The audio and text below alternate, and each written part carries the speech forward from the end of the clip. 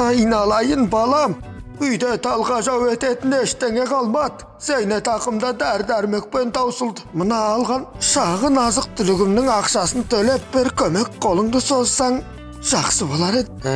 Ата, шағын дейсіз бе? Мынау шағын емес қой. Мынау әлеуметтік эксперимент пе бір бәле осы. Құрсын, масқарам шықпасын. Әрине, төлеп берейін ата. Айналайын балам, көшеген көгерсін. Оқас жоқ ата. Шағын деп қояды. Мынау 20 мыңнан асып барады ғой. 23.990 теңге. Алыңыз.